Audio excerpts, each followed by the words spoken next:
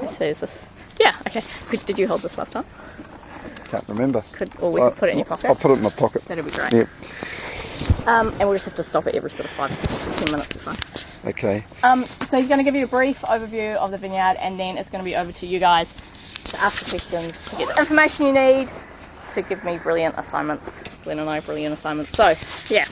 I'm gonna hold on to this because it may not work so well in my pocket. You never know. Just to make sure. Thanks, man. Welcome everybody.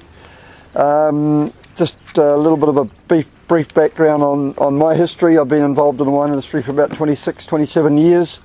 Worked in Martinborough, I've worked in Australia, I've worked in France, the US, and back here in New Zealand now for about 20 odd years. Really love living in Marlborough, and you know, I'm hoping you're enjoying it too so far.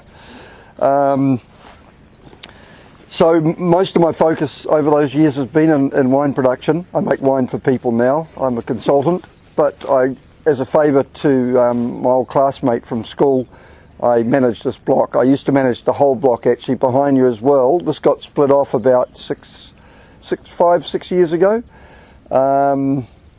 And then it's since had two owners at the back. It's currently now owned by Dave Clausen of Two Rivers.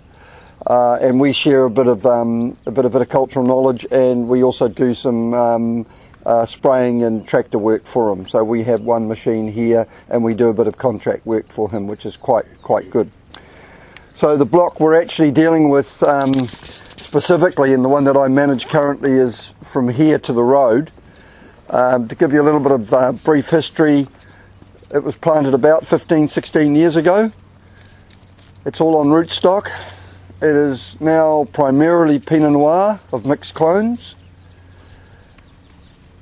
but there's also Pinot Gris. The original, what we call the road block, which runs down to the road, and we'll drive up there and we'll stand where we can look at all of the blocks together, was Riesling, and it's been top grafted to Pinot. And the reasons for that is probably obvious. Price per tonne of Riesling fruit's about $1,700 or $1,800 at the moment if you can get it. Pinot's about $3,600 a tonne. So it's much more lucrative to grow Pinot than it is to grow Riesling, which is a bit of a shame for Riesling because it's a great variety, as we know. It's just market driven, and that's the decision that was made. That was grafted 2 years ago, and we got 7.2 tonne to the hectare off it this year after in the second year of grafting. So very effective. We got about a 90 odd % take there. So a very useful exercise. The total hectareage here by variety would be 4.2 hectares of Pinot Noir and about 0.6 of a hectare of Pinot Gris. The clones are clone 5 in Pinot, 777, 667 and 115. There's no 10 bar 5 or the Artarangi or Gumboot clone or whatever we call it this week. I can't remember. I've lost track.